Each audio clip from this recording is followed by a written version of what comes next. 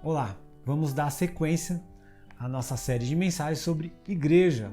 Nós, na última conversa, falamos sobre os fundamentos de um cristão. Então, Paulo está lá num período de estar louvando a Deus e ele mostra como eu e você, ou o nosso fundamento. Por que eu e você somos um cristão?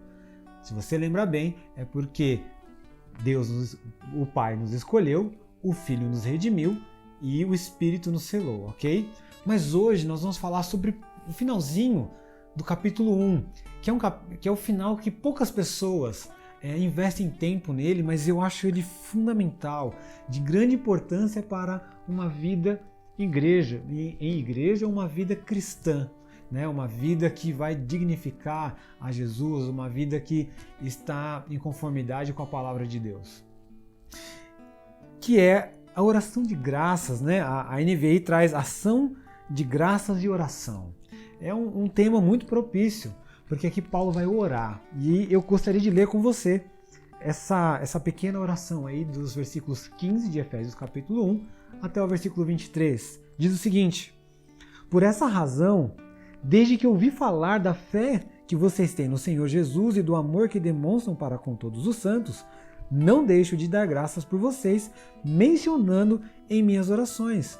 Peço que o Deus de nosso Senhor Jesus Cristo, o glorioso Pai, lhes dê espírito de sabedoria e de revelação no pleno conhecimento dele. Oro também para que os olhos do coração de vocês sejam iluminados, a fim de que vocês conheçam a esperança para a qual ele os chamou, as riquezas da gloriosa herança dele nos santos, e a incomparável grandeza do seu poder para conosco, os que cremos, conforme a atuação da sua poderosa força. Esse poder ele exerceu em Cristo, ressuscitando dos mortos e fazendo-o assentar-se à sua direita nas regiões celestiais, muito acima de todo governo e autoridade, poder e domínio, e de todo nome que se possa mencionar, não apenas nessa era, mas também na que há de vir. Deus colocou todas as coisas debaixo de seus pés e designou cabeça de todas as coisas para a igreja, que é o seu corpo, a plenitude daquele que enche todas as coisas em toda e qualquer circunstância. Que oração! Uma oração de louvor a Deus. De louvor a Deus por pessoas. Não é porque Paulo não é mais o pastor de Éfeso que ele deixa de orar por Éfeso. E isso é importante nesse tempo onde você vê rachas e mais rachas. E quando as pessoas vão orar pelas igrejas que passaram, ora com tanta amargura, ora amaldiçoando. E você não vê isso. Isso não é bíblico, isso não tem a ver com Jesus. Essa oração tem a ver com o coração de Jesus. Paulo saiu daquela cidade, mas ele saiu daquela igreja deixando uma porta aberta. E agora ele está orando por aqueles irmãos. E os relatos que chegam até seus ouvidos são relatos que aqueles irmãos estão perseverando na fé. E aquilo anima ele. Meus irmãos, tem coisa mais gostosa do que você saber que tem irmãos nossos em bairros vizinhos, no nosso próprio bairro, em cidades, em estado, em países diferentes, que servem a Jesus, que amam a Jesus, como eu e você. Isso significa que nós não estamos sozinhos no mundo. Há pessoas passando por dificuldades como eu e você. Há pessoas lutando fortemente pelo Evangelho como eu e você. Há pessoas se alegrando com Cristo como eu e você. Isso é motivo de alegria. E essa é a oração que Paulo estende até esses irmãos. Quando Paulo fala da fé, ele não está dizendo porque tudo vai bem. Porque se tudo vai bem, né, é muito tranquilo. Mas você sabe, se você é um cristão, você sabe que uma vida com Jesus, nós muitas vezes passando por tantas dificuldades, e as pessoas falam, e ainda vai na igreja. Por isso que nós precisamos orar uns pelos outros. Nós precisamos interceder uns pelos outros, para que você seja capacitado pelo Espírito Santo para ficar firme na fé, para não ceder às opressões do inimigo. essa oração que vem de dentro de Paulo tem de ser a nossa oração pelos outros. Ah, mas eu sou reformado e ele é pentecostal. Isso é lixo diante do nosso Deus. Nós somos irmãos em Cristo. Não importa se você é pentecostal, neopentecostal, se você for um filho de Deus, escolhido por Deus, redimido por Jesus, selado pelo Espírito Santo, nós somos irmãos. E não é uma placa de igreja, não é uma teologia que vai nos separar. Nós precisamos orar uns pelos outros, para que você combata o seu bom combate, para que eu combata o meu bom combate, para que no final nós chegamos abraçados no reino de Deus, que é um reino de amigos. Paulo introduziu, dando saudação, falou do nosso fundamento, aonde nós estamos fundamentados, que é no Deus Pai, Deus Filho e Deus Espírito. E agora ele ora. Ele ora por nós. E essa oração tem 3 pedidos especiais dos versículos 17 e 18. Primeiro é sabedoria. Olha aí o versículo 17. Peço que o Deus de nosso Senhor Jesus Cristo, o glorioso Pai, lhes dê espírito de sabedoria. Ou seja, ele já está começando pedindo para que Deus dê sabedoria. E é interessante porque sabedoria é um tema muito fantástico na Bíblia. E Tiago vai dizer que quem não tem sabedoria, que peça ao Senhor. Mas Paulo está dizendo para eu e para você, nós não temos sabedoria, então vocês peçam ao Senhor. Mas aqui Paulo, ele está estendendo a mão dizendo, Senhor, eles não estão pedindo, eu estou pedindo por eles. Envie sabedoria. Encha de sabedoria esses irmãos. Para que essa sabedoria? Para que eles conheçam a Deus. Essa sabedoria para que eles se relacionem com esse Deus que nos escolheu. Para que eles consigam se relacionar com esse Jesus, esse Senhor que nos deu a remissão dos pecados. E com esse Espírito que nos cela, que nos habita, que nos faz templos de Deus. Que essa sabedoria inunde a sua vida em nome de Jesus. Que essa sabedoria, esse conhecimento de Deus possa ser aquilo que te dá força nos dias maus. Receba isso em nome de Jesus. Esse conhecimento, essa minha oração sobre você também. Essa oração do apóstolo Paulo sobre as nossas vidas. Que nós sejamos cheios de sabedoria. Sabedoria do conhecimento de Deus. Algumas pessoas vão dizer que sabedoria também tem a ver com o dom de sabedoria que está lá em 1 Coríntios capítulo 12. Né? Não é uma sabedoria humana, mas é uma sabedoria que o Espírito Santo dá. É uma ideia de que o Espírito que convence o nosso espírito que nós somos filhos, é esse mesmo Espírito que vai dar sabedoria ao nosso espírito. Que seja assim, que o Espírito nos dê sabedoria para que nós conheçamos quem é o nosso Pai, quem é o nosso irmão maior, quem é esse Espírito que nos habita. Segundo pedido, revelação. Continua aí no verso 17. Lhes dê espírito de sabedoria e de revelação. E aqui a gente precisa fazer uma pausa muito... Na verdade deveria ser uma pausa muito grande, mas a gente precisa fazer uma pausa aqui. E uma pausa pequena por causa do tempo. Mas não é revelação no sentido de algo novo, porque toda a revelação que nós precisamos está aqui. Na Bíblia Sagrada, a Palavra de Deus. Se você não crê nisso, meus irmãos, eu oro por você para que o Espírito Santo te convença. Porque se você não acreditar que isso aqui é a Palavra de Deus, você não tem fundamento. Porque é a Palavra de Deus que vai mostrar quem é Deus, quem é Jesus, quem é o Espírito Santo, como nós devemos agir. É através dessa revelação que Deus tem se mostrado durante todo o tempo, toda a vida humana. Então é a Palavra de Deus. Então, quanto isso não é revelação, mas é revelação no sentido de quase uma iluminação, né? Hoje a gente trata mais como iluminação, ainda que a gente vai tratar isso mais para frente. Mas é uma revelação que o Espírito Santo mostra pra gente que nós somos cristãos, mostra pra gente realidades espirituais. Porque se é um Espírito que nos dá sabedoria e revelação, essa ideia de desvelar, tirar o véu.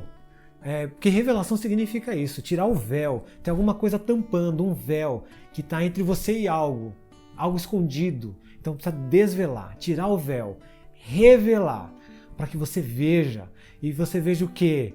E eu acredito que para você ver essa obra de Deus que nos escolhe, de Jesus que nos redime e no Espírito que nos cela. Essa é a minha oração sobre você também. Que o Espírito seja também de revelação para que você conheça o nosso Deus através da revelação suprema, que é a palavra de Deus, completa, suficiente para guiar a minha e a tua vida, em nome de Jesus. E o terceiro pedido que o apóstolo Paulo fala, deixa eu dar uma olhada no tempo, que o apóstolo Paulo fala é a iluminação. Continuando aí o verso 17 para o 18, a revelação no pleno conhecimento dele, tem tudo a ver com o que nós já conversamos. Verso 18, oro também para que os olhos do coração de vocês sejam iluminados. E é interessante porque iluminados, quando a gente vai ler a Bíblia, a gente não tem que pedir, Deus me revela o que está escrito aqui. Nós temos que dizer assim, Espírito Santo, me ilumina para que eu possa enxergar a tua revelação. Entende? Porque a revelação já está dada. Então o que nós precisamos é pedir iluminação, que o Espírito dê iluminação ao nosso coração. E eu lembro de Mateus capítulo 6, aliás, eu vou ler para vocês que eu acho esse texto fantástico. Mateus capítulo 6, versículo 22 e 23 diz o seguinte: os olhos são a candeia do corpo. Se os seus olhos forem bons, todo o seu corpo será cheio de luz, iluminação no coração. Porque se os seus olhos forem maus, todo o seu corpo será cheio de trevas.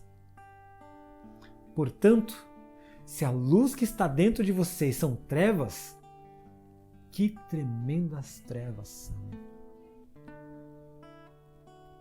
Pai, ilumina os nossos corações, ilumina o coração dessa pessoa que está assistindo esse vídeo. Nós estamos falando de oração, então hoje a mensagem é orando também. Não se assuste, mas é isso. Porque eu quero, nesse estudo, sentir o que os Efésios sentiram, sentir o que o apóstolo Paulo sentiu, quando ele olha para a igreja, a quem ele foi pastor, e esse sentimento de querer o melhor para vocês, de querer o melhor para Éfeso. É isso que eu quero para a sua vida. Um conhecimento pleno de Deus sobre a sua vida, em nome de Jesus. Que o Espírito Santo habite você de forma que você nunca sentiu. Que o Espírito Santo toque você de forma que nunca tocou.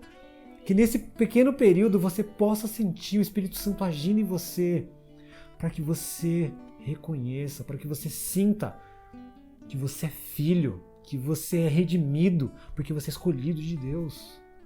Em nome de Jesus. E a segunda parte, porque essa foi só os 3 primeiros pedidos, do verso 17 e 18, a segunda parte é o verso 19 a 23, e a gente encerra com isso aqui, que é a oração de Paulo sobre o poder do Pai. Ou ação de graças, né? A gente poderia colocar assim, ação de graças, porque ele vai dizer sobre esse Deus Todo-Poderoso, esse Deus Todo-Poderoso que ressuscitou Jesus dentre os mortos. O Pai não se alegrou na morte do Filho. Quando o Filho morreu, ardeu no Pai. O Filho dele morreu por nós, e isso ardeu no Pai. E qual é a alegria no Pai? No terceiro dia, o Pai estendeu a mão, puxou Jesus e ressuscitou. E hoje Jesus está vivo à direita do Pai. Aleluia! É por isso que tudo faz sentido. É por isso que esse primeiro capítulo é tão maravilhoso. Porque nós sabemos da obra do Pai, do Filho e do Espírito. E que isso é verdade. Porque esse Deus é poderoso para ressuscitar o seu Filho Jesus, para mantê-lo vivo à sua direita. Aleluia! Uma segunda ação de graça que nós podemos perceber no texto é que Deus coloca todas as coisas debaixo dos pés de Jesus. Ou seja, Deus, Salmo capítulo 2 vai dizer: Tu és meu filho e hoje te gerei. Aquela ideia que Deus está colocando sobre Jesus a coroa, entronizando Jesus como rei. É essa figura. Todas as coisas estão debaixo dos pés de Jesus. Todas as coisas estão submissas a Jesus. Não tem nada fora do controle de Jesus, porque o Deus Todo-Poderoso colocou tudo debaixo dos pés de Jesus.